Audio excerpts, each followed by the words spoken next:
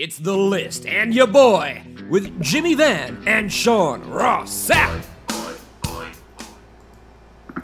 What's up, you guys? It is Wednesday afternoon. That means one thing. It's time for The List and your boy. 20,000 subscriptions to our YouTube page gets you that Jeff Jarrett laser engraved guitar on my wall. And Jimmy, that's somewhat topical because I was on an hour-long media conference call with Jeff Jarrett this afternoon. Yeah, I'm sure the value on that guitar went up after today. Yeah, I'm sure. Since he's the wrestling executive of the year already for 2017, and we're only in July. I think his name, his official title is Chief Creative Officer. We have the full coverage of that presser up on the Fightful.com main page. But yeah, it's a bit of a mess. It was a bit of a mess. They tried to force it was a good gesture, but they had a Pulse Survivor on there, and it was a little unusual just because I don't know if anybody really knew what to ask him for the time that he was on there. It was a bit of an awkward situation, but nice gesture from them. It sounds like they really were screening hard to get any negativity out of there. They were, but Jeff's the type of guy who is going to answer it no matter what. Which is great. He does that, yeah. Right. You know what? I got to tell you, man. We've talked about this thing before. This whole Jeff Jarrett Global Force thing. I'm really torn on this, and I would love to hear your opinion. I'm very torn on this because one part of me is almost I'm not going to use the word mad, but one part of me is agitated, knowing that this guy has taken advantage of some feeble-minded little wrestling executives. Yeah. So part of me is mad because he has very clearly taken advantage of guys that don't know shit about wrestling and don't know what they're doing, and he's taking advantage. But then the other part of me respects him for it. And the other part of me looks at it like anybody else in that situation would have done the same thing. Doesn't matter if it was Jarrett, doesn't matter if it was Scott D'Amore, doesn't matter if it was even maybe Eric Bischoff. I think anybody that had that opportunity would have taken advantage. So I'm torn. What do you think about it? I think that enough time has passed in wrestling that some people forget that a lot of these guys are carnies. Yes. And Jeff Jarrett, I think, carnied these guys. Yeah, 100%. Absolutely. And good for him, because what I have always said was the best person to have in control of this company was probably Jeff Jarrett all along. I don't agree with that. I do. I do. They did their best figures when Jeff Jarrett was in charge, and after he was able to book himself. I think that he's probably the best guy to do this. Now, when I said that, it was probably, I don't know, 5-6 years ago, but I don't know who would be better suited right now that is available. I mean, maybe there's somebody, but I don't know. When I just said I don't agree with that you actually make a good point. Who else is there? Right? Unless they just pulled somebody brand new. Kind of like when Bischoff was pulled by WCW, because I'm sure at the time the feeling was the same. When a lot of guys were like, "What are you doing? You got a fourth string announcer and you're making him the executive producer." You know, it's kind of the same. I don't know. I mean, I saw this. I was going to get to this later, but we'll get to it now, I guess. I saw the Sports Illustrated interview. Did you read that? No, I don't know if I have. Maybe I have. I read about 100, 200 interviews a week. So I know. Okay, so on it's dated June 30th. Jarrett was interviewed by Sports Illustrated Online about Global Force Wrestling, and I can't believe I'm calling it Global Force Wrestling, but whatever. So he was interviewed by Sports Illustrated Online, and he talked about all these grandiose plans, like starting in 2018, we're going to implement a 5-year plan. He said we want to be on television in 2018, meaning like a paid deal, like a real television deal. We want to go live, he said. We're going to go back on the road for live shows starting in August. I heard all of that stuff, and I thought to myself, it's really easy to say that stuff when it's not your money. That's very true. And maybe it's because I'm a business owner that I get agitated by that to a degree. Yeah. Because he is an employee. Well, Jimmy, I want on TV too. But I'm not going out and saying I want the List and your boy on Fox Sports 1, 3 p.m. on Wednesdays. But did you notice on the teleconference, and we're taping this July 12th, and the teleconference was today, he made a comment. He said 200 people receive paychecks from Global Force Wrestling. And I thought to myself, you are one of those 200. Yeah. Slightly more than Fightful. Yeah, slightly more than Fightful. Right. And they make less revenue, Sean. Yeah, they probably do. Right? Oh, they do. They do. Oh, man. But I just thought to myself, like, you're an employee. That's what you are. You're an employee. And so it's very easy to say we're going to do all these great things when you're not risking your own money. That's the part that kind of agitates me. Because, you know what, Ed Nordholm, I'm sure he's a good lawyer. I don't know him, but I'm sure he's a good lawyer. He's a shit wrestling executive. And that's a fact. That is a fact. And Jarrett smelled blood in the water on that deal. I had actually said to Sean going to this teleconference today, and I'm assuming that you didn't have a chance, but I said to Sean, I want you to ask 2 questions. The first question is, what did Anthem actually get for the Global Force deal? What did they actually get in terms of assets? And what did you get in compensation? That was the first question. And then the other question is, what are your thoughts on comparisons being made between you and Eric Bischoff? And like I said, I'm assuming you didn't have a chance to ask those questions. I asked a couple, but I had some stories I needed to fill out first. I asked him what their relationship with Spike was stateside, considering that he had a pretty close connection with Spike, and they're on Spike TV UK. And this pop deal, what's it doing? What's the pop deal doing? Nothing. No, I mean, in his defense, that wasn't his deal, right? That was a Dixie Carter deal.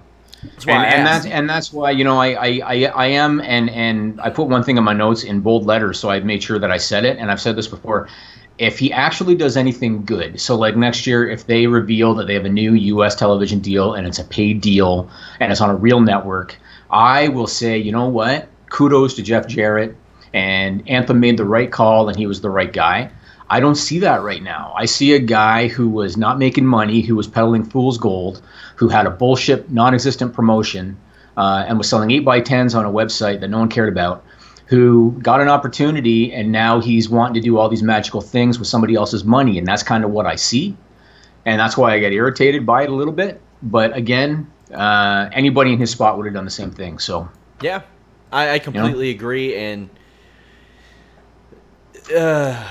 there are some situations that they're kind of making changes to that I think help, and some that don't. They got to be on HD and on DirecTV. They are still on standard definition. Like they were in HD long ago. Right. That's the thing when you have HD programming in 2009 and 10, but you don't in 2017. I think that hurts you a little bit. It affects things.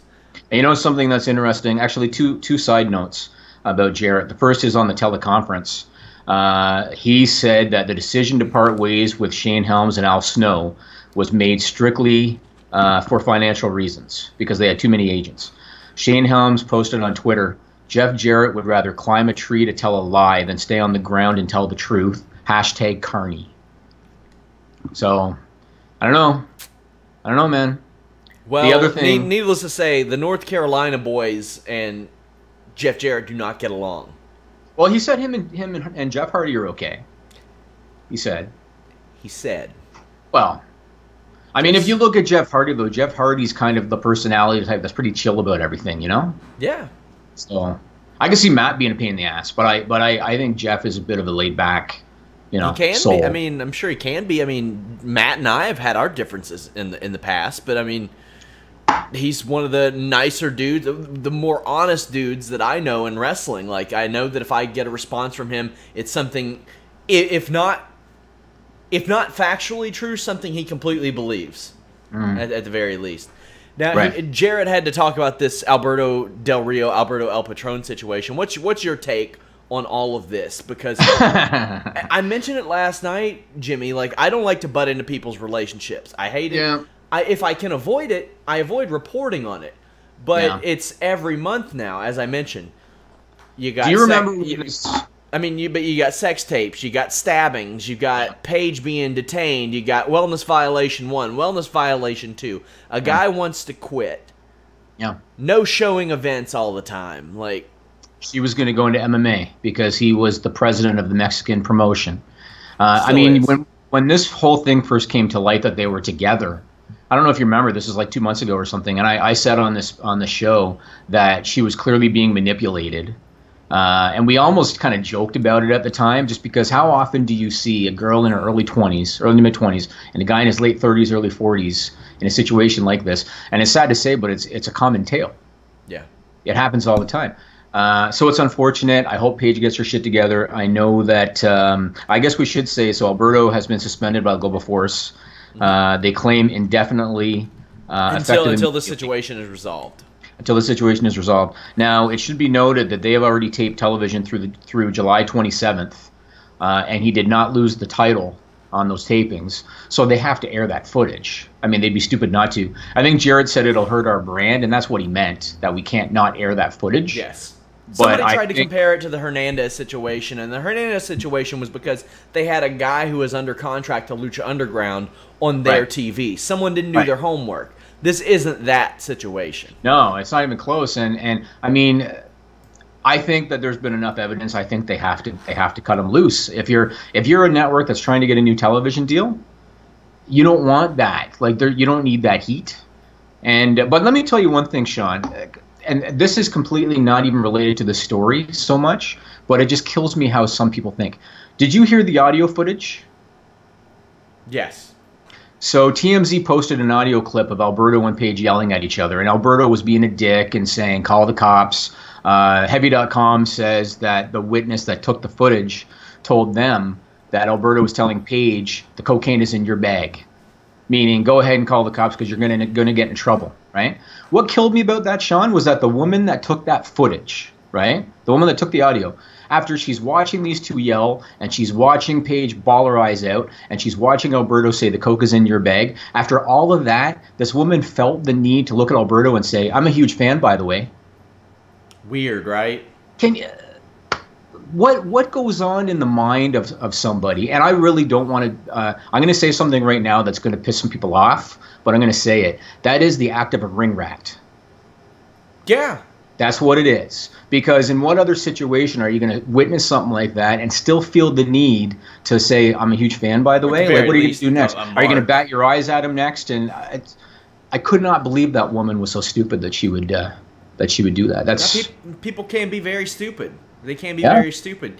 And that's just, it's a trash fire of a situation. There's a headline every month. And like I said, I do my best to avoid reporting on stuff like that. Because it's nobody's business, but they make it in an airport. In an airport. Major airport, the coke is in your bag. That's right. Now, there are still a lot of questions in regards to this, because he was detained for a while. He missed a booking. I heard. Yeah. Cocaine, what's up with that? I mean, I don't know. I mean, you know, there was a thing on Reddit where a lot of people were speculating that Paige was a mule. Yeah. I mean, who knows? Who knows? We can't allege stuff because we just shouldn't do that. But, I mean, he said it. You know? What a fucked up situation. I hope she gets her stuff together. I know that her brothers have posted on social media saying that she's... How do you feel about that? That's a weird one. Which, I mean, they're not here. They can't, like, go and jump Del Rio or anything. Like, with all due respect to them, what are they going to do? Hey, that's what I said. A lot of people were like coming at me. Did you see the guy that was coming at me last week saying Del Rio doesn't want to fight an Uso? And I said, why? Really? I was like, yeah. I was like, it was during a really boring fight on the UFC show. Yeah. So instead of tweeting the UFC fight, I was like, this is a little more entertaining. So let's just. What is Jimmy Uso gonna do? No offense to him. No. If Jimmy Uso fights my neighbor, Jimmy Uso's beating the brakes off of him. Oh, absolutely. If Jimmy Uso fights most dudes that you consider badass, he's going to beat him up. But Del Rio is, and here's the thing. I was like, Del Rio's a trained MMA fighter who met success there. Yes. He only stopped because of the WWE deal, or else he'd probably still be fighting. And someone was like, well, when's the last time he fought? When's the last time he fought? I was like, whoa, calm down there. Also had a person trying to tell me today that Conor McGregor wouldn't be able to take down Floyd Mayweather in an MMA fight. These people, hashtag real people that exist. Hashtag real people that exist. Somebody said that Conor McGregor couldn't take down Floyd Mayweather? They were telling me about how well Floyd Mayweather knows his own body's leverage. And I'm like, Playboy, it doesn't matter. I used to book open house fights in our gym, like exhibition sparring things, where we would put, in no uncertain terms, the worst guy on our team up against like guys who had lettered in football for 4 years, like that would pick them, and 15-year-old teens would hit low singles.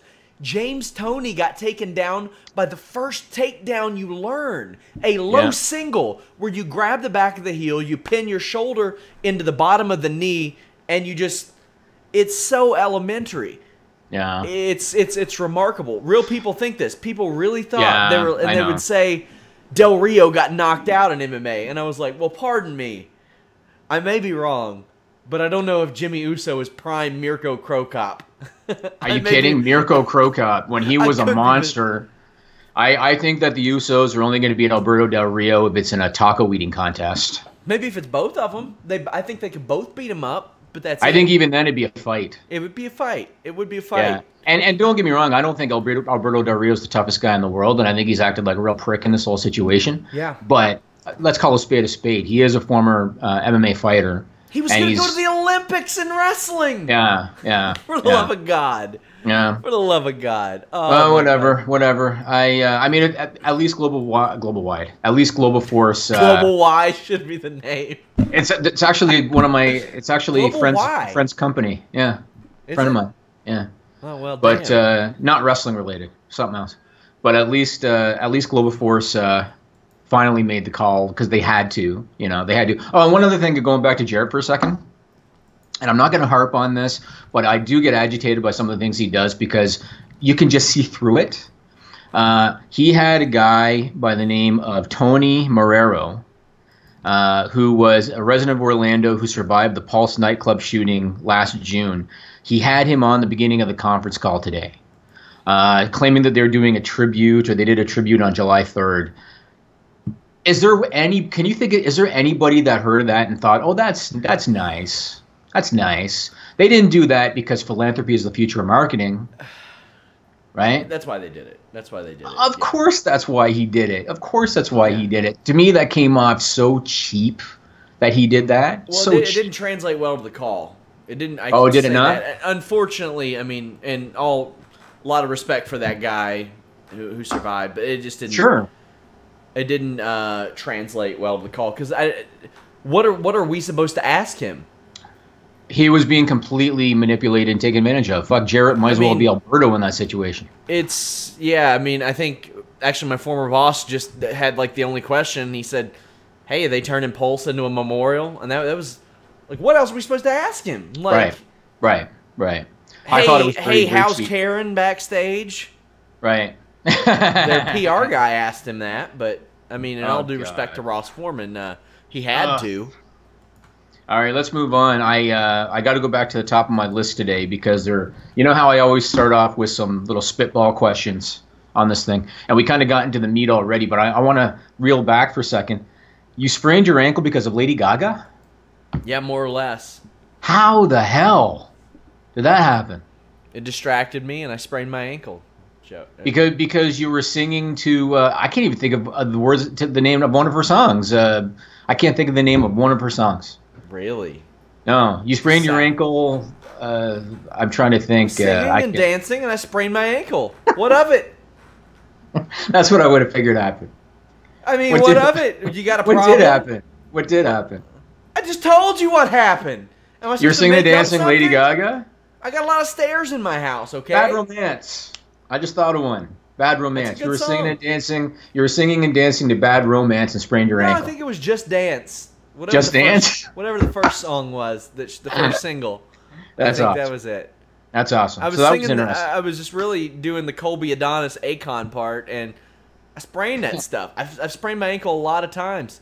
It's a bummer, Jimmy, because right now I've got this wrist injury I've told you I've dealt with for like a year. I can't really lift.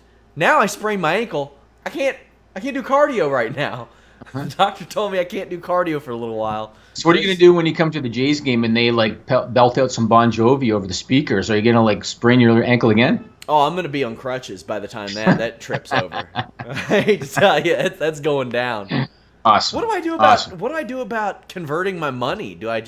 Is there a place at the airport? What do I do? Am I allowed to swipe my debit card in Canada? Oh yeah, absolutely you can. Absolutely you can. But you're going to get a crappy exchange rate. That sucks. So what I get to do, because I am a businessman, Sean, is I have a Forex account, and so I get the bank rates, like the real bank rates. Yeah. If you go to a teller, they're going to give you shitty rates, but at least because you're American, you're still going to get a positive conversion. Sure. Do not do it at the airport. Okay. I'll just wait and do it. Hey, you know what? I have like $5 Canadian somewhere in this house. That's going to get you a couple coffees anyway. Cool. So you'll get that. One latte or a couple regular cups of coffee. Why don't you just go to a bank in Cincinnati and just grab some money there? Like Canadian money? Yeah. They do that? Did you just come off a boat yesterday? Yeah, pardon me for all the times I've been to Canada. Of course I know this. Because yes. I gotta get I come up there to get my fucking maple syrup all the time. Uh-huh. You can go to the bank and get almost any legitimate major currency. Now, the only thing that you sometimes can't do is large quantities. So if you wanted to get, $20,000 Canadian, you have to call ahead for that. Sure. But if you just want a few $100, yeah, just go to a teller and ask for it. Jesse Jones in our chat says Canadians have a stranglehold on being an asshole. Now, okay. You'll see me and Jimmy bust each other's balls quite a bit. I don't think I'm going to accuse Canadians of being assholes. You know what, Sean? This is a segue to my next story. It's like saying white people. They just got the stranglehold on hating mayonnaise. You're not going to run into a big bunch of white people that hate mayonnaise. I was going to say, especially Europeans. Yeah. No. I grew up Dutch, and they still use mayonnaise with French fries. It's a very common thing. Wow, that's gross. I want to go into the next thing, speaking of the Canadian thing, because I want your opinion, Sean, on what you would have done if this was a American situation. I want your opinion. So did you hear about the so-called controversy this week with the Major League Baseball All-Star Game? No, I didn't. Okay. So up here, it was a little controversy. Probably didn't even make the news in the U.S. So there was a singer by the name of Jocelyn Alice from Calgary, and she performed the Canadian national anthem at the Major League Baseball All-Star Game. All right? During one of the lines in the song, she giggled for a second. Oh, and it was very brief. She giggled for like 2 seconds. Justin Smoke, who plays for the Toronto Blue Jays, and he's American, but obviously playing for Toronto, he hears the Canadian anthem every day, and I keep losing my damn list. He turned and gave her a serious look, like a dirty look, when she giggled. And then people on social media, of course, just created a shitstorm. Yeah. And one person said it was a disgrace, very disrespectful to our national anthem. One person said she should apologize to every Canadian ever. And here's the thing. Maybe you're going to not be surprised by this. I had no problem with it. Did not bother me. Did not offend me as a Canadian. Nobody knows why she giggled. She could have been nervous, right? It was a major event, live television. It didn't affect her performance. She performed the rest of the song without incident, right? So I watched that and I thought to myself, if you were going to be bothered by that, and if you're going to go on Twitter and say it was a disgrace and I'm offended, how do you handle real adversity in your life? Like, how do you handle getting fired from a job? How do you handle losing a loved one if you're going to go ape shit on Twitter because somebody giggled during the national anthem? Like, what do you think as an American if that had been the U.S. anthem and somebody giggled for 2 seconds during the U.S. anthem? We got Roseanne singing the national anthem down here, so. Good point. Good point. So Carl Lewis, remember Carl Lewis? Yeah. Carl Lewis, one of the greatest athletes of all time. Yeah. I had no issue with it, and I don't understand why it was a thing. To be honest, I don't like national anthems at sporting events. I don't care. Oh, really? Especially with what they did with the, I think it was Pacquiao Horn or whatever fight it was, where they bring them out and then they do the national anthem and all that crap. I'm sure they're going to do it for Mayweather McGregor because Mayweather's got the Tito Ortiz thing where he thinks he's like the American hero in this. Man. Yeah, you know what's funny is because of Pacquiao, I know the tune to the Filipino national anthem. Really? I don't know the words. What's that tapping over there? I hear it too. I don't know. You have a woodpecker? It could be the construction. Is it the hog? Is it tapping the ground? Kill them all. Let hogs sort them out. They're doing construction in the building, and I told Sean off the air I almost had to postpone this today. Yeah. Because they're doing construction in the building. This is great. I love it. I think that's what it is. Look at him flustered. Fluster. No. Virgil lives. Virgil's back there tapping his foot. No, I'm in a room by myself. There's nobody in here.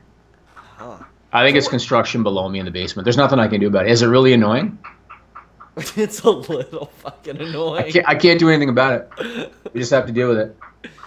Well, for now, it's a fortunate situation that I have something queued up, Jimmy. Yeah, you might as well go to that right now so that I can go bust I will say this. I was supposed to film with Matt Riddle at noon. Yeah. At 2. Mm-hmm. We're going to film tomorrow at 1 p.m. by the looks of it. Yeah. So what I decided to do was put together to promote the return of Matt Riddle, allegedly, to Fightful.com, is the best of the broadcast. So I'm going to give you guys a little taste, maybe if you haven't seen a broadcast, of what you guys missed. It's fucking infuriating to me. What was it? Was it another Camp WWE? Because that was fucking gross. That was horrible. Who wrote that? Who wrote that? Seth Green. That guy should be taken out back and beaten to death. What's that? What didn't you like about Camp WWE? What do you mean? You know what it was? It was just very poorly written. Like, the animation wasn't bad. It was just very poorly written, and the jokes were garbage. It was like, and the thing is, I'm all for swearing. I love, a good swear, especially in a cartoon. It adds, it's cartoon swearing, whatever. But at the same time, there was unnecessary swearing in that show. Like, no joke, no punchline, no nothing. Just say the F or say fucking shit and whatever. And they were saying it for no reason, no jokes. And, that made me upset. Because it wasn't even like, it was just like excessive swearing for no reason. And then after that, you could tell, like, they're like, well, no swearing at all. And I'm like, well, no, that's not what you do. You need to go in the middle, Yeah. You need good jokes. Make it mean something. You got to tell a story. You guys, Vince, you should know all about this. Tell Seth Green to tell a story, not just to get his shit in with the swear words. I like that. It's just like any wrestling match. You have to make the high spots mean something. Cursing is a high spot in cartoons. You can't just bombard people with high spots. You got to hit a couple arm drags and drop kicks before you hit a dive over the top. Me and Dustin had a great match. No, I'm kidding. Yeah, I know what you're talking about. Yeah, Joey Styles, bro. I know what you're talking about, dude. Yeah, it happens. I think there's a big misconception and a big miscommunication of why Joey was fired. I like Joey. I'm a fan. I'm a friend, but Joey wasn't fired for what he said. And now what I'm about to say might not make sense. But, it wasn't like it's not like the joke of what he said. It's like what we were told not to say before the event started in an email that Friday. And then his delivery of what he said, he literally said, well, I know we were told not to say this. Yeah. And then said something. It's like, bro. It's like I was literally right behind the curtain. And I was like, this is outrageous. Gabe was not too happy. So was he like visibly angry about this? I would say visibly. I would say visibly angry is an understatement, yes. Speaking of your boy, look at this. Look at this beauty. Look at this beauty. Look at this thing. Look at that. Your boy. Is that real? That's real. That's real. Yeah. Come on, bro. Yeah. How many you don't have a your boy shirt. You don't have one. Pitching your catchprised, do you? How many sales do you have to warrant? How about this? Wrestling tees. Try 1 million sales. Dude, if you had 1 million sales, you wouldn't be doing this podcast right now. Yeah, would I be shilling my shirts even more? Undertaker is back. I know. Did you I see saw that? he made a SmackDown appearance, right, on the 900th episode. And said that he is back. I was Now like, is he well, working? damn. Is he working dark show, like house shows and stuff like that? I don't know about that. Like, he got on the mic and he said, I don't want to make WrestleMania define me. And I thought that was going to mean, hey, I'm not wrestling anymore at WrestleMania. Instead, he goes, no, I'm back. I'm digging grave or digging holes and taking souls, is what he said. Digging holes. Digging holes and taking souls. That's him. The guy's got it. He still got it. He still got it. Jesus Christ, Matt. That's actually what the crowd chanted at him. That's amazing. That's amazing. That's amazing.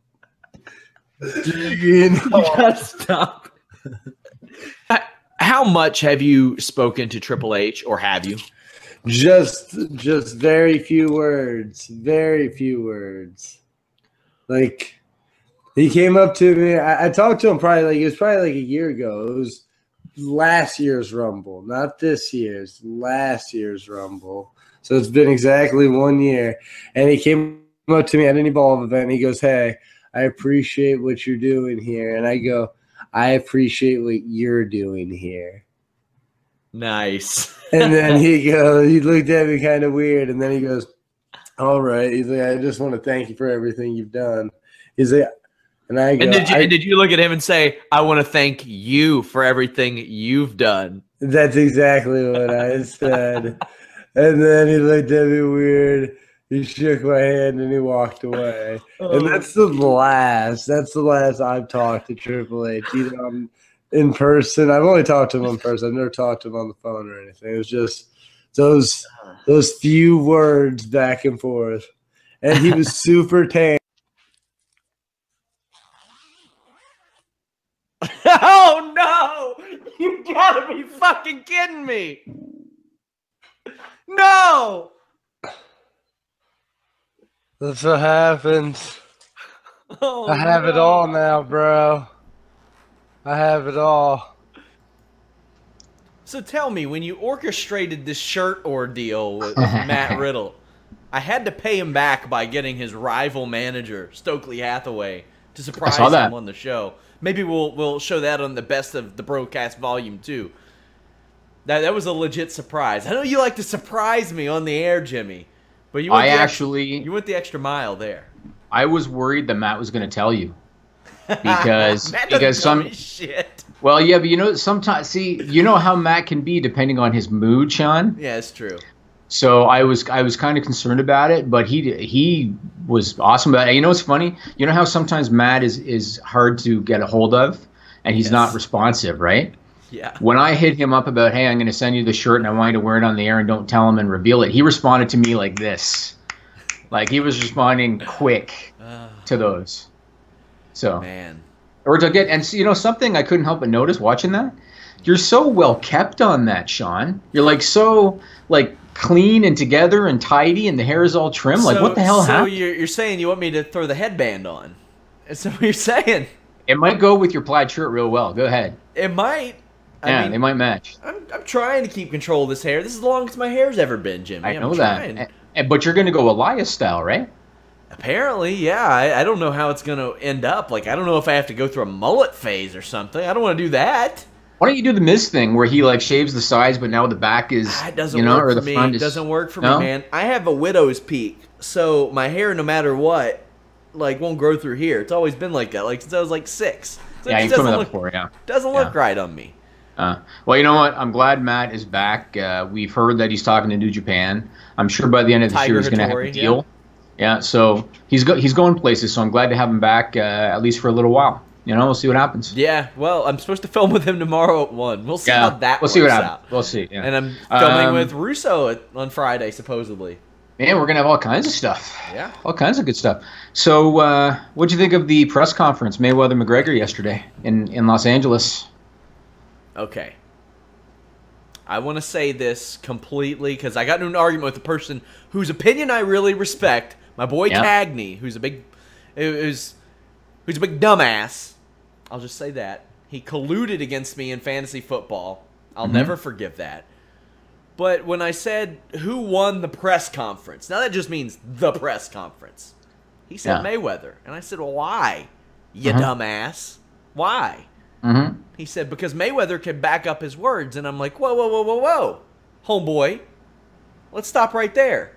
He said that he would get into the octagon. That's right. He said he would wear 4-ounce gloves. That's right. He pulled out a $100 million check the week after he asked the IRS for a reprieve for $22.2 million. Yeah. Now, bullshit. That's like, man. There is no chance. When was that Pacquiao fight? What year? 2 years ago. Over 2 years. 2 years ago. There is no chance that he's been sitting on a check for $100 million for 2 years. There is no chance. To me, if you say, hey, give me my backpack, you automatically lose a press conference. Sorry. That's a line you just can't unleash. Here was the thing. Now, I thought he had a really good line with the Mr. Tap Out. We know that he gives up. Perfect line. Great line. His only one. That was his only good one. Otherwise, as I told Joe, by the way, guys, we did a Holy Smokes MMA podcast right after the presser yesterday. Showdown Joe is there at the event today in Toronto, credentialed. Yep. That will kick off shortly after this podcast. Mayweather made a lot of butt-fucking jokes. I was like, those don't age well. Those don't age well. The reason I'm even bringing this up, because some people might be like, well, this isn't wrestling. Why are you even talking about this? It's because we've talked about pro wrestling thing we cover. Because it very much was like pro wrestling. And Conor McGregor, I respect a lot because this guy 4 years ago or 5 years ago was on social assistance in Ireland. And now he's a multimillionaire. And it's not because he's a better fighter than anybody else in the UFC. It's because he understands the game. He understands the entertainment aspect of it. And it just so happens that he's good in the cage too, because if he wasn't, he would go nowhere. But he gets it, and good for him that he's done so well. I thought that the press conference was a complete disorganized mess. I couldn't believe that they didn't have anything pre-planned for these guys to say. They both looked lost because they were probably told how much time they had, but they didn't have anything planned out. I don't think McGregor was told anything, Jimmy. No. He didn't know the format. No, it was a boxing format that he was completely unfamiliar with. You had Steven Espinoza and the guy with the gray afro up there, and the crowd wanted nothing.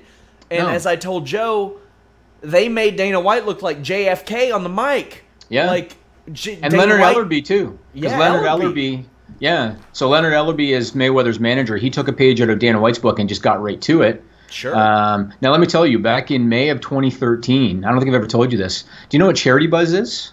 Yes.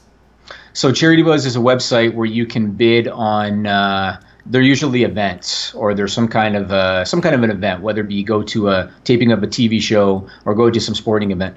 I won 2 tickets and backstage passes for the Floyd Mayweather Robert Guerrero fight in May of 2013. I was like 10 rows up at the MGM Grand. I got to go to the pre-fight press conference, and I got to go to the post-fight press conference.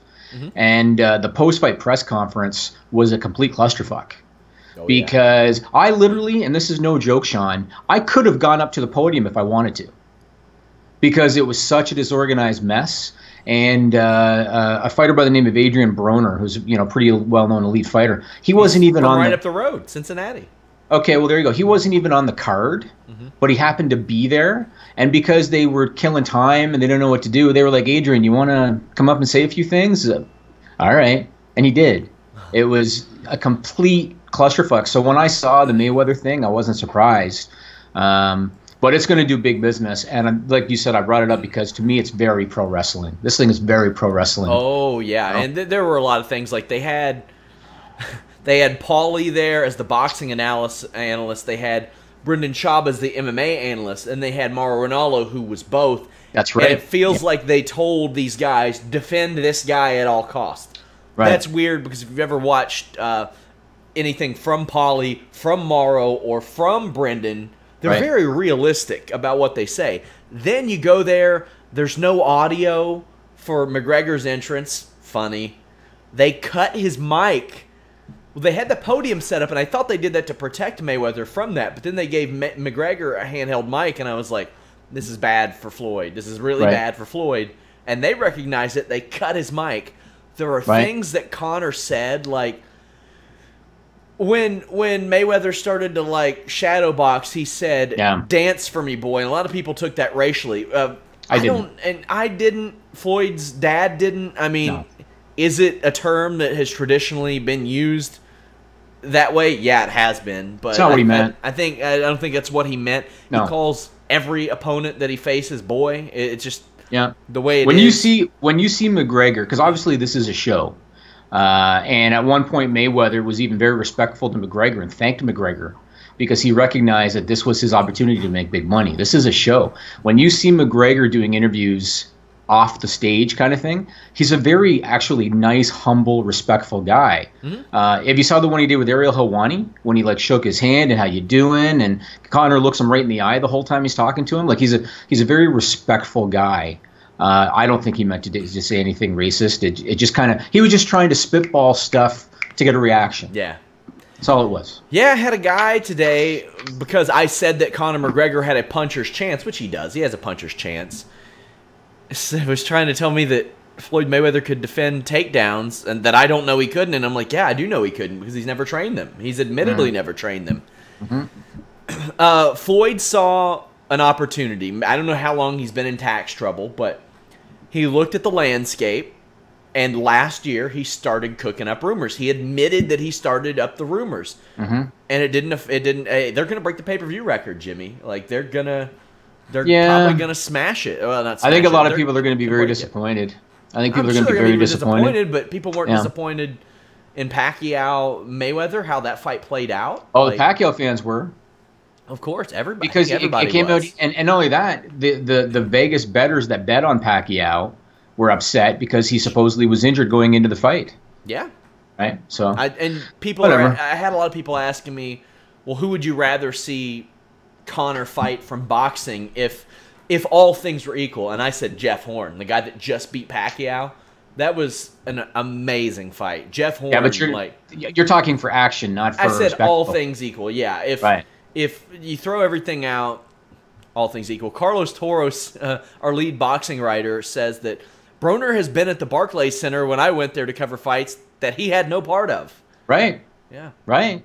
By the way, guys, he was just hanging out. Yeah. Carlos's boxing newsletter drops Thursday. I was floored by his first edition last week. That thing ruled. Over at Fightful.com. Go check that out. And, of course, his new one will be out Thursday, which is, what, tomorrow? Geez, tomorrow. Yeah.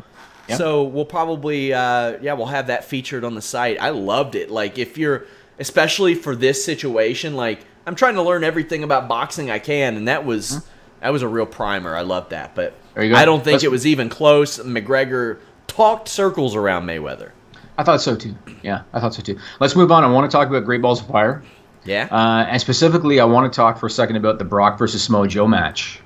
And happy 40th birthday to Brock Lesnar. Today's his 40th birthday. Really? On July 12th. It is, yeah. So a lot of people online, I noticed, Sean, were complaining about the Brock Lesnar-Samoa Joe match. They were complaining about how short it was. It was about 6 minutes long. They were complaining that Samoa Joe didn't kick out a 1 F5.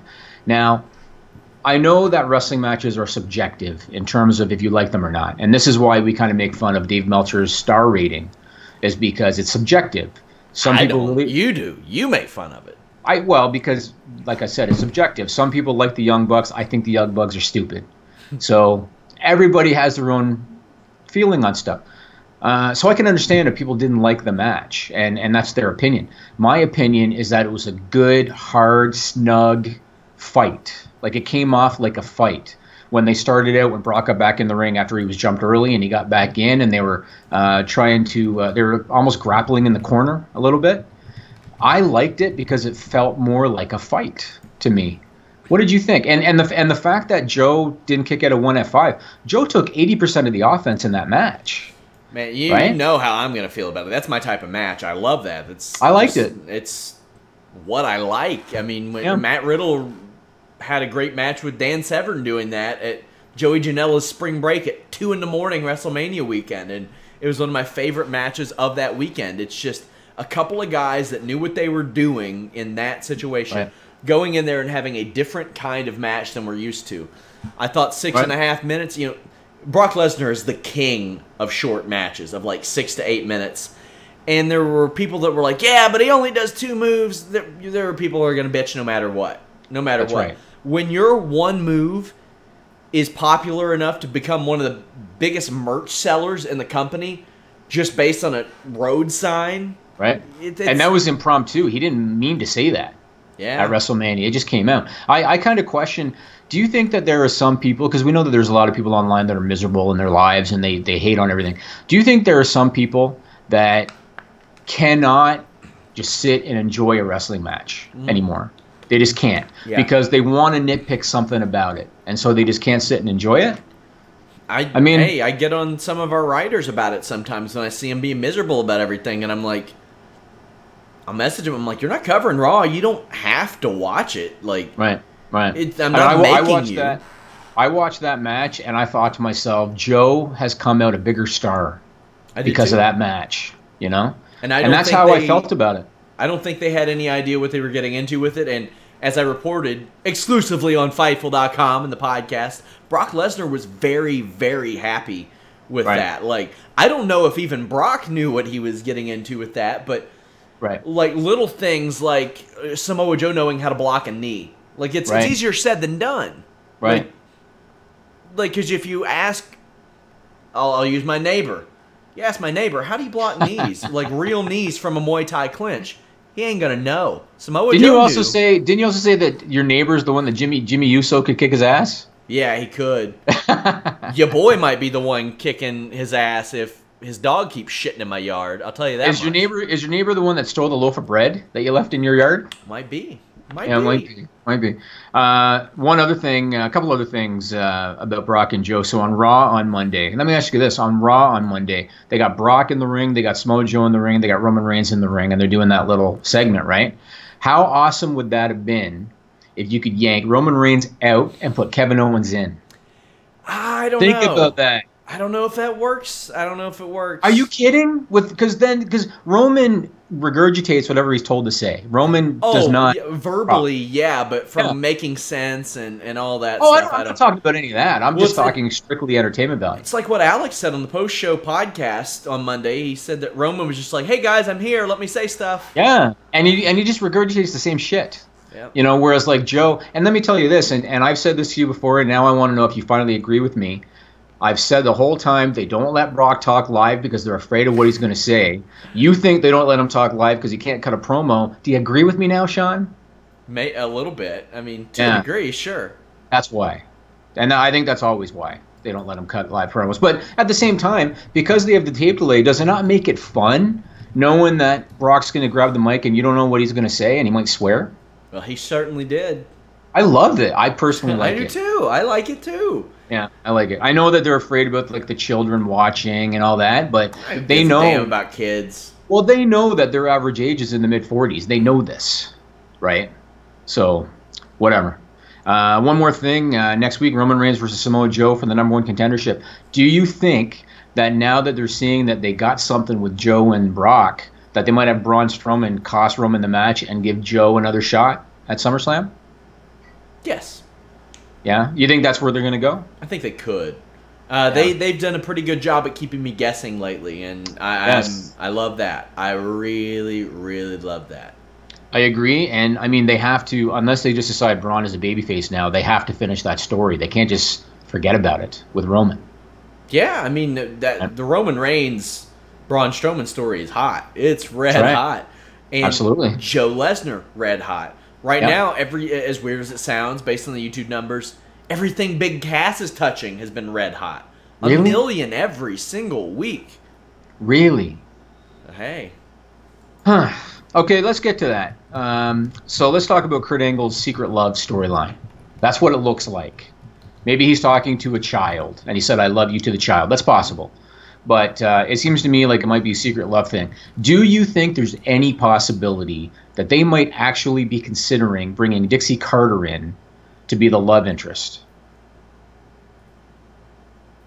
Fuck. I hope not. I really hope not, because that's doing nothing but putting her over and putting Impact over if they do that. It's Claire Lynch level bad, and if those of you who don't know the Claire Lynch name, Google it, because it was the summer, I'll never forget, it was the summer of 2012, and I remember, like, I think it was Mavs and the Heat in the finals, like LeBron and Dirk, and I picked watching Impact, like, over that, and that came on, and Impact had been real good around that summer. And I don't think I watched an episode of Impact again after the Claire Lynch thing for months and months and months. It was so bad. At least it's not Katie Vick.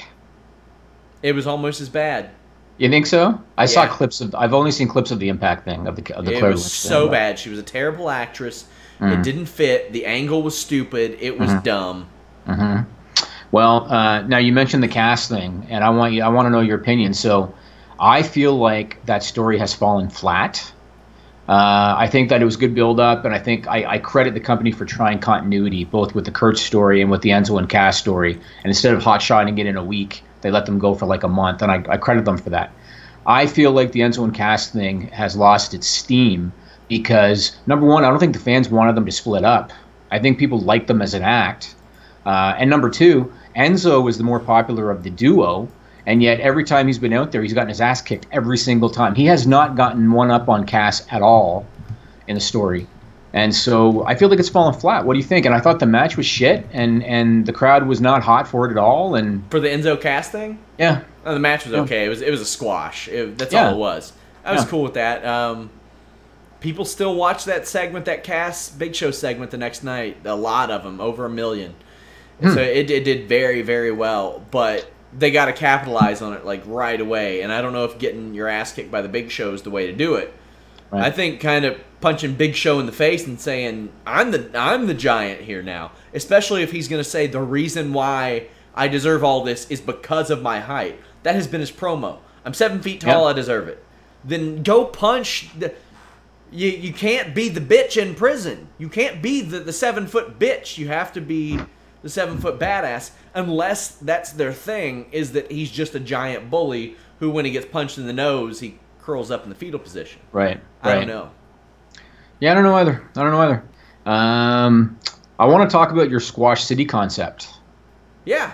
I really like it. Like it. Why don't you explain it, what it is and what you've done? Well, I'm going to write some this week, too. I'm going to have a host of them running for when I'm in Toronto, because that way I make it a little easier on Alex for content. I'll be running several of those, probably Tuesday, Wednesday, Thursday, Friday, Saturday.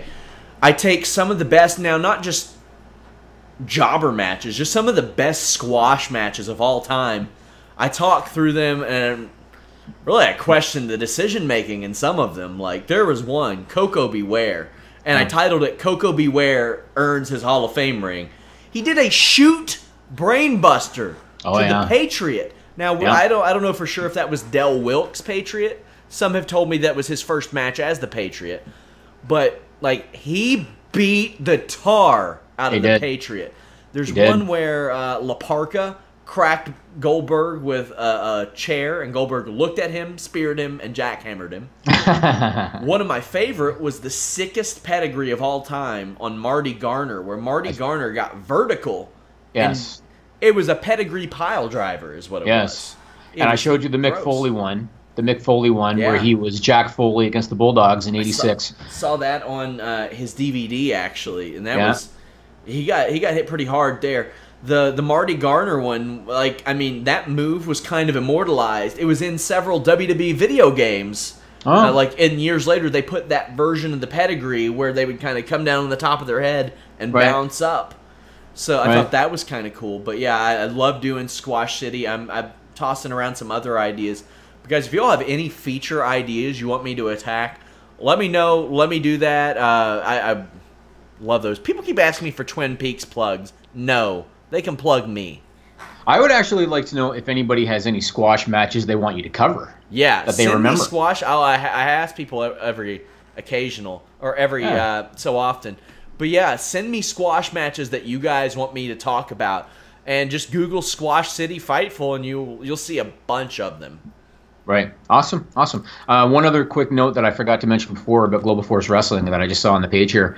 You know, when we were talking about when the merger happened, and we were thinking, what's going to happen with that taping they did in like 2015 that's got Bobby Roode and all that? Like, what are they going to do with it?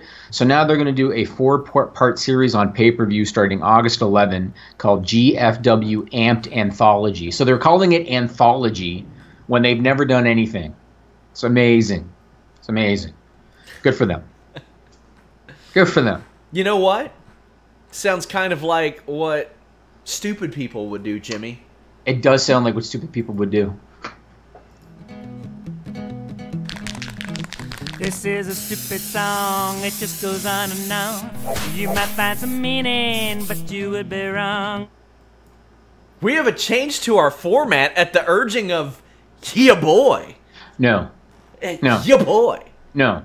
Now, first off... Or are you just listening to faceless YouTube trolls who comment one thing? Every decision I make is my decision that I make on my own. I think you're that fickle. Now, first off, the new video aired, correct?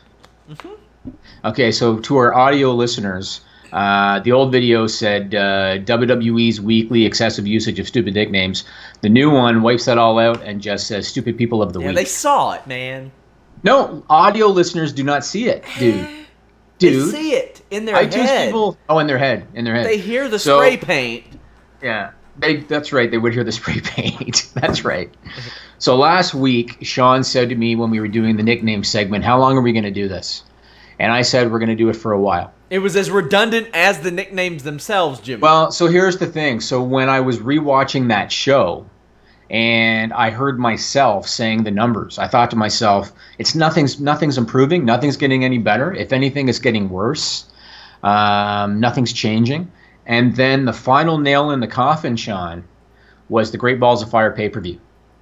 And I want to thank one more time Gisberto Guzzo for giving me the numbers for the Great Balls of Fire pay-per-view. Now, on average, Sean, over a 3-hour show, because this is not including the pre-show. So on average, over a 3-hour show, whether it be Raw or whether it be a 3-hour pay-per-view, they're averaging like 75 usages on a bad week, right? Yeah. 75. Great Balls of Fire, there were 88 usages. And that was only the live show. That did not include the video packages, did not include the pre-show, just the live show. Monster Among Men 15 times, The Beast 14 times, The Boss 13 times, Michael Cole 47 times he said nicknames, and Corey Graves 36 times he said nicknames, the highs for both of them since we've been doing this. And when I got those numbers, I decided it's time to just move on because nothing's going to change. I don't think anything is going to change because everybody thinks the nicknames are stupid. You think they're stupid. I think they're stupid. My wife thinks they're stupid. She catches it now when she watches. Nothing's going to change until, God forbid, Vince McMahon is no longer in charge. Until Kevin Dunn is no longer. People always tell me that they can't unhear Tom Phillips's O's now because I bring them up so often. So apologies for that, guys. So for you, it's the O's, and for me, it's Michael Cole because Michael Cole has become a very annoying commentator for me. And takes away from the entertainment value of the show when he says the monster 123 times in 2 minutes. It just makes it less entertaining for me, but it's not going to change. So I decided we're going to have to move on, and I want to keep the stupid people of the week because I'll tell you, one of my little secret pleasures, Sean, and in the morning when I come in my office and I got my cup of coffee and I got like 15 minutes to myself before people start, coming into my office and stuff, I like to check the news. And there's always stuff about stupid people that do stupid things, and it's interesting. So I'm going to keep going with the stupid people. Matt and I used to pretty much tackle crazy news stories on occasion on the show. Right. So I'm going to do 3 every week, cool. and I got 3 for this week, and these are just I really am sad for the next generation, Sean. I am. Why? And I'm gonna tell you why. There was a story June 30th in the Daily Mail in the UK about a plastic surgeon in New York named Dr. Norman Rowe, right?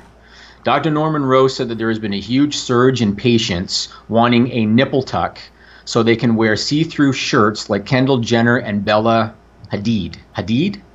Is that right? You're asking the wrong guy. Yeah, I don't even know who that is. Bella Hadid. He said, since December, the demand for that procedure has quadrupled. And this is a quote from him. My patients come in with pictures from magazines of nipples that they want. They want to wear see-through dresses too, and that makes them take a closer look at their nipples.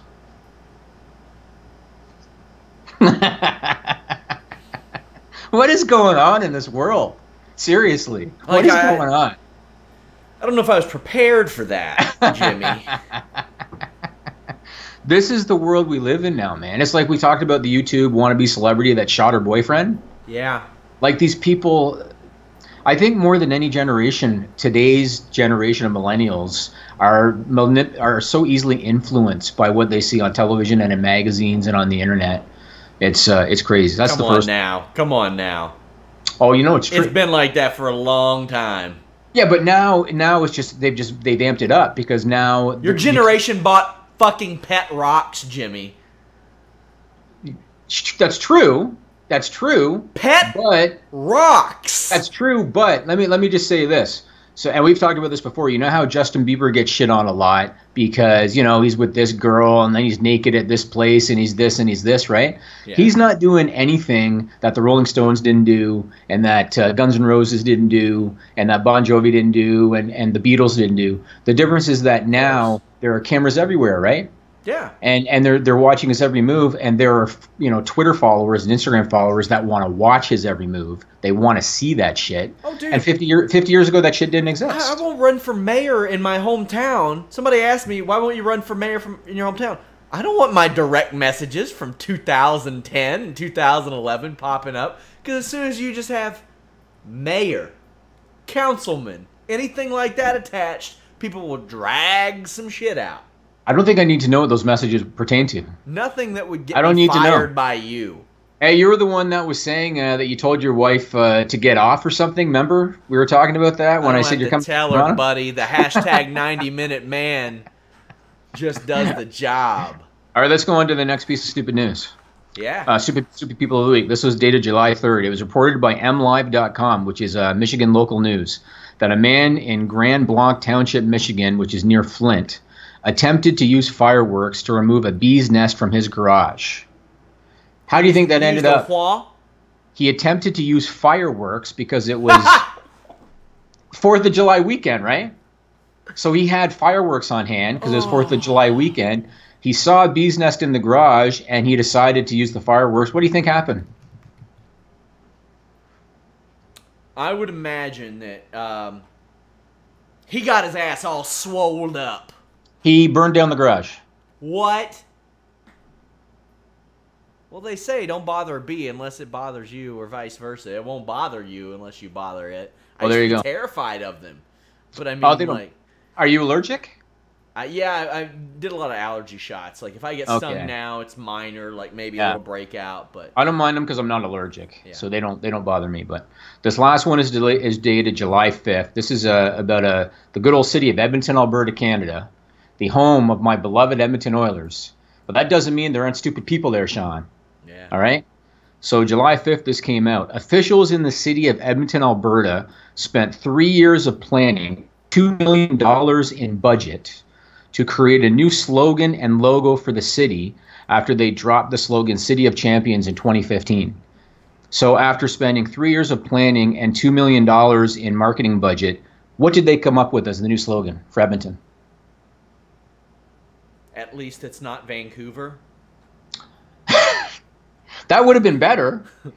But what they came up with after 3 years of planning and $2 million was Edmonton.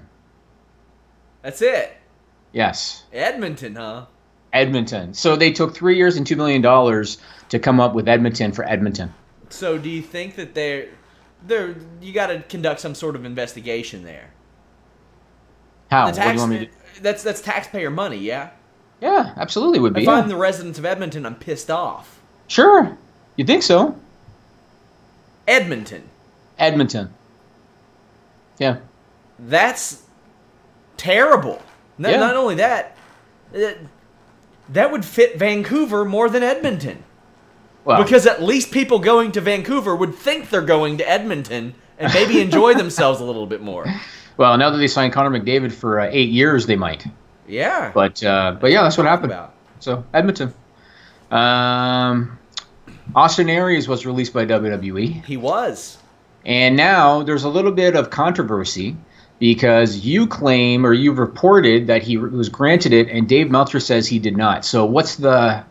Well, you'll notice that Wrestling Observer's Twitter, the same day that ya boy broke the news that he did ask for it, said, we can confirm that he asked for it. So there's they did? Yeah, there's conflicting stuff there, so I won't touch that. I did not hear that. I like Dave, but I was told what I was told. I mean, that's just it. I was told he wanted out and had mentioned that he wanted his release. I got to say, on my side, your connection's gone to shit. Well, oh well. You look like an Atari video game from like 1982. Good. Good. It still works on YouTube, but I mean, you know, this is a business of workers, and sometimes people get worked. Maybe I got worked, maybe Dave got worked, but if you go back and look at our exclusives, your boy hasn't been worked yet. Remember when everybody was like, Kelly's back in the WWE? And that night, I talked to somebody, and they said, she ain't coming back. She can't keep up. And that was explained to her that she probably couldn't keep up. Because she did want to come back. She did want to come back. Oh, yeah, and for sure. they let her do Table for Three filming. And yes, I saw that. She ain't back. Yeah, I saw that. Somebody says Dave versus SRS WrestleMania 34. I like Dave. Yeah, I have a lot of respect for Dave Meltzer. I mean, he's the pioneer of this stuff, so I got a lot of respect for him. Your boy's batting 1,000. Just saying. Good job. You want to get to the new segment? Yeah! I spoke to Diamond Dallas Page, and one of the things that's been happening lately, and it's been happening for several weeks, Vader's been going at DDP. Now, DDP was trying to basically make a Scott Hall, Jake Roberts situation happen here, where he helped him out, maybe aided him in changing his life, but it doesn't seem like Vader is open to some of the recommendations of DDP. So here's us talking about that with Jimmy's terrible somebody graphic. that you helped out a little bit. Vader. I saw Vader was kind of going at you. This is a stupid song. I know somebody that you helped out a little bit. Vader. I saw Vader was kind of going at you a little bit on Twitter. What's going on with that? I don't really understand that. I haven't talked to him, but I'm gonna because I don't understand it. Because I love Leon, and you know, I told him. I brought him to my house. You know, him and his son Jesse, who I think is he's an amazing kid, and he came and spent a week with me, and then he moved back to Dallas where he's at, and and it's tough for Leon to do the program that I'm doing. Like, I was working with Jake all the time. When I was helping Jake and even helping Scott, I was working with those guys all the time. And I explained to Leon that, if you want to, I want to help you, bro, but I can't do it with you there or just coming here once in a while. I said, I really need you if you really want to do this. And he's got a time clock kicking. I know his doctor had said he had 2 years to live, and and that was over 6 months ago, 7 months ago. I don't know how long ago that was, but I told him I wanted to help him, but I need him in Atlanta, and I can't really help him do the things he wants to do unless he's like not wrestling. Like, if he was 40, that would be different, but he's not. I'm 61, so I think he's a year older than me. So he's around 60-something. I don't know. I don't know the exact year. But Leon, I mean, remember, 400 pounds coming off the top rope with a moonsault. I mean, I don't know anybody. He played all those years of college football at a super high level, played in the NFL for 5 years. I mean, he's a Super Bowl champion, man. I mean, like, this guy is really beat up. And watch Leon in the ring. I mean, he's an animal. I mean, he's unbelievably, like, aggressive in that ring. That's been his nature his whole life. And, like, I can't really help him, heal him with him doing his not power bomb, that Vader bomb thing he would do or anything like that. I said to him, Leon, I need you to just do autograph signings for a year. Like, give me a year to work with you. I mean, that's what I want to do. So I don't know. I got a call to him. I'm sure, I'll call. I sent him an email and I said, let's talk about this, and we'll talk. You know, I don't think it'll be a big deal in the meantime. I don't know if he got maybe he misinterpreted me, but I don't know how he could have, because I was pretty, you know, straightforward like I always am. Like, I can help you do this, maybe, you know, like, because nothing's guaranteed. You know, no one ever thought I could help Jake or Scott or anybody. You know, the disabled veteran, they didn't think I could. But it's really important to be eating the real food, because that's what's going to help heal you. It's really important to be around it all the time. And the really fortunate thing I have this amazing crew that work with me, and they would help him. They want to help him, you know, and he wouldn't be by himself, because, you know, they want to help him, just like I couldn't have done it with Jake and Scott without them, you know. And it's a you know, sometimes it can be a full-time deal. But again, you got to be around me, and we got to be working towards healing you. You know, like what we did with Jake, you know, for a year, he didn't do anything. And then he got back in the ring just so he could lead the way he wanted to. You know, probably had about 30 matches, and then he was done, because guess what? His other hip started seizing up on him. You know, it's like, Jake, you're in your 60s. DDT, not really a great idea. Like, Jake's doing so great right now with his one-man show that he's doing. You know, he's doing this, you know, spoken word thing, as he calls. It's called spoken word, but of course I told Jake it was called spoken word, so he had to have the unspoken word tour, you know, which I understand, because it's Jake. And I don't know if there's a better storyteller than Jake. You know, I mean, he's such an amazing presence, has been his whole life, and his whole career, one of the best interviewers ever.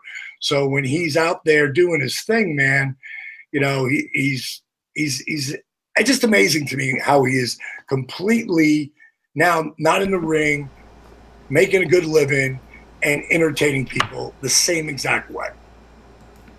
What do you make of Vader not only turning it down, but kind of going at DDP online?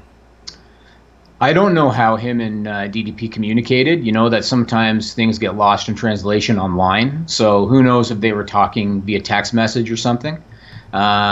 I saw Vader's tweets, and I wrote one of them down. This was dated July 10th. He said, "This bullshit at Real DDP turned me down by saying I had to quit wrestling or I wasn't welcome at his training center." That's not what DDP said. I mean, at least with us, that's not what he said. What he said was, if you want me to really help you, and if you want me to do for you what I've done with Jake and with Scott, you got to give me a year, and you got to commit to coming to Atlanta and commit to working with me. He didn't say you got to quit wrestling. I mean, I guess he did, you know, if you're going to come to Atlanta, you got to quit wrestling. Yes. Right? But Vader, I think, is completely taking it the wrong way. He says, I have to wrestle to pay hospital bills. He said I was still wrestling. He couldn't do anything for me. I wrestle twice a month. I think they're on different wavelengths.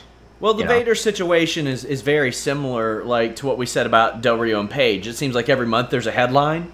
Yes. Every month it seems like there's a new Vader headline, like he's rolling a vehicle, or he's tweeting a dick pic, or like he's... What? Yeah. Vader did that? Oh, yeah, he did. When? Why? How? I don't have the skinny on that, no pun intended, but... This was a while back. Was he circumcised, Sean? I don't know. That's your forte. That's your territory. But I have not heard that. That's ridiculous. Yeah, and then, you know, him saying that he's got 2 years to live, the Osprey thing, and then him refusing to put over Osprey. Like, there's something that seems to happen all the time. You know, I actually, not that I want to go off on a tangent, but I actually lost respect for Will Ospreay over that whole situation, because who the hell is Will Ospreay? Will Ospreay's nobody. And he cut a promo on Vader in the ring because Vader wouldn't put him over. Like, seriously, get over yourself. Seriously. How old's Vader? I don't care. Where's Vader working? Where's Vader working? Matter. It doesn't matter. Look, the kid is getting a paycheck, right? And if ultimately it's the promoter's say, right? And ultimately it should be the promoter. The promoter wanted Osprey to go over. Vader wouldn't do it. That's the promoter's problem then, because the promoter's got to have a set of balls and say either you're doing this or you're not getting paid. And clearly the promoter did not say that. The promoter gave in to Vader, right? That's the promoter's problem. Yeah. Will Ospreay was a 20-year-old kid that had never done anything, and he thought that he was better. You can shit on Vader for being old all you want. Vader was an internationally renowned wrestler, All right, Will Ospreay was nobody. With all due respect to his skill set, he was nobody. Will Ospreay had a hell of a lot more buzz around him than Vader at that point in time. I don't care. So what? This was a house show in front of 200 people. Who gives a shit? Seriously. Nothing is a house show in front of 200 people anymore. Everything is filmed. Whatever. Everything is filmed. It was a nothing show. Who cares? And again, ultimately, if you're going to put the blame on anybody, I would put the blame on the promoter. Well, I mean, Osprey's working for New Japan right now. Vader's sitting at his house tweeting DDP. That's great. I don't care. I'm just saying at the time that this occurred, whatever it was, a year or two ago, whenever it happened, Will Ospreay was nobody. He was a young kid on the way up who had never done anything yet in the business. So for him to cut a promo in the ring like he's CM Punk, like, fuck that kid. Seriously. He's a 19, 20-year-old kid? No, that's my opinion. But again, I've promoted independent shows myself. You have opinionated wrongfully. That's good. We should do a T-shirt for that, you know? We should. And he's 24, by the way. He's not 19 or 20. I don't care how old he is. Because was it you that came up with that saying? No, it was that dude who went off on me about Star Wars.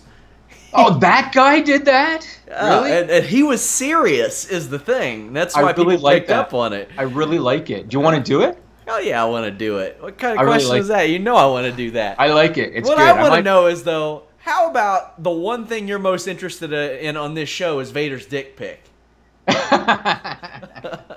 You know what it is? I think to myself, yes, he's old, and yes, he might be a little delusional now and all this kind of stuff, but he's one of the last guys I would have thought would do something like that. Really? Have you seen his social media? Now, not too much. Listen, the dude's a perv. He's a perv. Is he? Hey, and if you do it within the confines of the law, whatever, man. But is he a perv? What does he do? Come on now. No, I don't check his social media. He's tweeted a lot of explicit stuff to people. Has he, for real? Like to girls and stuff? Oh yeah. Oh yeah. I had no idea. Him and Scott Hall are like the if there were road warriors of wrestling perverts, it's Scott Hall and Vader. But Scott Hall has never. I mean, do you remember Scott Hall when he was an alcoholic and he said in interviews, "Well, where else am I going to pick up girls? I went to the bar." Yeah, but he used to say that. Vader, I never thought of Vader like that. I just didn't. Yeah, true. Interesting. Pretty soon, I think that Vader dick pic's going to replace your Bret Hart photo in the background, just like with pixels. I'm going to get it framed after this show. Hey, but I mean, as long as everything's consensual and nobody feels like offended in the situation, more power to Vader and Scott. Did somebody ask for it? I don't know. I'm sure somebody would. Like, here's the thing, Jimmy. This is the world we live in. Somebody wants a picture of anybody. Like, that's just the world we live in. I mean, you got that Gawker documentary, which my dude David Bixenspan actually appeared on. Nobody covered the Hogan Gawker thing better than him, and he made it his life. And you see the footage of the guy from Gawker who dropped the line that may have put the nail in the coffin, where he said, like, the only sex tape not newsworthy was, like, of a 4-year-old. Yes, I saw that. So, I saw that, yeah. Like, I mean, that's where we are. I mean, look at the woman that watched Alberto yell at Paige and then said, "I'm a huge fan, by the way." Yeah. Right? Yeah. I guess so. Oh, I mean, Jimmy, what did I tell you? Anytime that a wrestler dick pic, sex tape, or anything, a leak happens, my inbox blows up. People send it to me, and they're like, "Well, why haven't you reported it? It's news. It's news." Right. I'm like, no, it's somebody's wiener, Playboy. Calm down. You know what? You know that one of the biggest stories in terms of views we've had over the last 6 months was Charlotte, right? The Charlotte leak. Yeah. So, and no, we did not post the photos. We just reported on the story. Did not post the photos. Do you think that we should do Vader versus James Ellsworth in a hog pin match? Can Vader measure up? I don't know, Jimmy. Why don't you do the research and bring it to us next week? Something tells me you know. I don't know. Something tells me you know. Somebody asked if it wore the mask. Oh, God. That would be actually amazing if what Vader... am I doing? I'm imagine if Vader in that situation, Sean. Vader in that... Remember when I was joking that as part of foreplay, you imitate Vincent Mann, right? Yeah. Imagine if Vader is part of foreplay, he's wearing 2 masks. We'll call it the Mastodon. Before we wrap up, I want to ask you something about Shinsuke Nakamura. Sure. Now maybe it's just me, but when I look at Shinsuke Nakamura, I see an elite level star. I see a guy that just carries himself differently than everybody else. I see a guy with a better presentation than just about anybody else. I see a guy with a level of charisma nobody else has. And I feel like he's kind of being watered down, and I feel like he's losing his luster on SmackDown. Do you agree with that? Yes. So here's my question for you. You know how in the 80s, WWE television was primarily syndicated, right? And back then, this is when merchandise was just getting started, and they didn't have a major deal on television aside from syndication, except for Saturday Night's Main Event. That was once a month on NBC, right? Syndication was their bread and butter for TV, and the point of their TV show at that time was to draw people to the live events, right? Yeah. So Hogan rarely wrestled on weekly television, on weekly syndicated television, rarely, maybe once or twice a year tops. Because they wanted him to remain special. They wanted you to go to the live event in order to see him wrestle. So my question is, do you think that they should have Shinsuke Nakamura only wrestle on pay-per-view? And then on SmackDown, you can have him show up to set up angles, and you can have him set up, for whatever, but you don't have him wrestle until the pay-per-view? What do you think? Well, he doesn't wrestle on TV a whole lot. Like, he hasn't wrestled on TV a whole lot. And here are a few things. He wrestles a much safer style now, and his body has taken a beating over the years. I would make him a pay-per-view entity, but see, at the same time, you have to make him special. You have to make him special, but he is special. That's the thing. He is special. And you can't put him on TV to cut promos because he can't speak English real well. They're in a real tough situation with that because the entrance is special, and if you put him on, I would put him in tag matches on live events to kind of save him a little bit. Mm-hmm. And you can do the corny, him doing his deal like they did with American Alpha on the farewell tour, where American Alpha was doing his taunts with him and stuff like that. But you can have that on the live events, and people will like it, and they'll be okay, and they'll come to see it. But yeah, I think he should be a special attraction because when he wrestles in the ring, and he wrestles and he really wants to, that's a special attraction too. 100%. I look at Finn Balor, the demon character, the same way. Yeah, and it's funny because they're both very, I don't want to say monotonous in the ring, but they both do, like, one guy does all knee stuff, the other one does all front drop kicks and stomps and stuff. They've got that kind of thing where Finn Balor's got that great entrance. Yes. He doesn't cut the best promos. He can cut a better one than Nakamura. Yeah. But he has that star quality. He has that ability to be something special. Now, on Raw and SmackDown lately, I will say that they've been doing a much better job with that. There are weeks when people are just not on the show. So, and we talked about that. Yeah, I like that. Do you think so?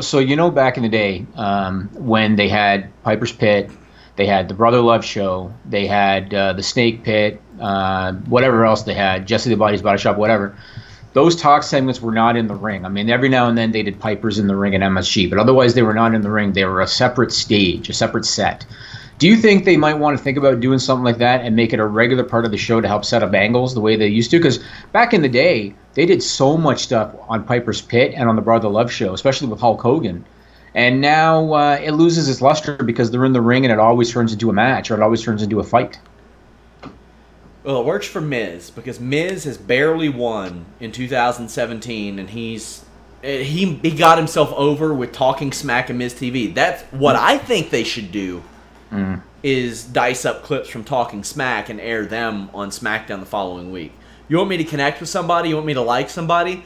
I see the Usos furthering their character, but still being nice to Daniel Bryan, Shane McMahon, Renee Young.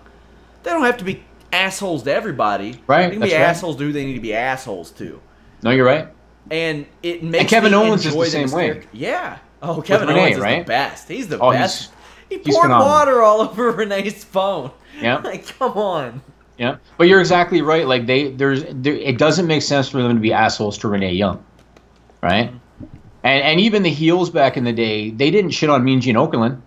It's true. Oh, that's a big thing. Like, that was one of my production things on my Fightful books that released a while back was they got to stop having people just come out to the ring with a mic. Because, Jimmy, if I have a problem with Nigel, and I do a podcast, and I just get on here and I'm like, well, you know what, Nigel? I don't like you. You long-haired son of a bitch. I don't like your music. I don't like your Trig Tent Writers podcast. I don't like the way that you edit our videos. I don't like it. I seem like a crybaby bitch, don't I?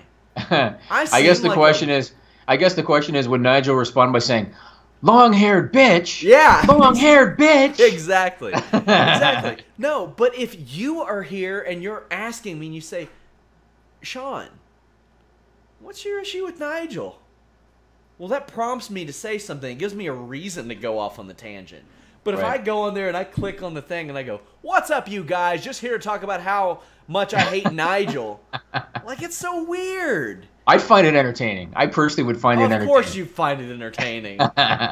You love the chaos. It's fun. You fancy yourself as a Vince McMahon. You're like, I want Nigel and Sean to battle it out to the death. Okay, I don't know if that's complimentary or offensive. Exactly. Take it. I guess it depends on what Vince McMahon we're talking about. Did you see the Kurt Angle special? I haven't yet. I'm going to watch it this week. It was excellent. It was excellent. And I guess we should talk about that. Dixie Carter was on that. They said TNA Wrestling, which is interesting. I can only recall one other time that they have referenced TNA, and that was when they talked to Sting about it. They did it back in the day with Jeff Hardy when they had a Jeff Hardy, Matt Hardy like duo DVD. Oh, they did. And Jeff just said, yeah, and then I went to TNA for a while, and that's all he said. Oh, really? Okay.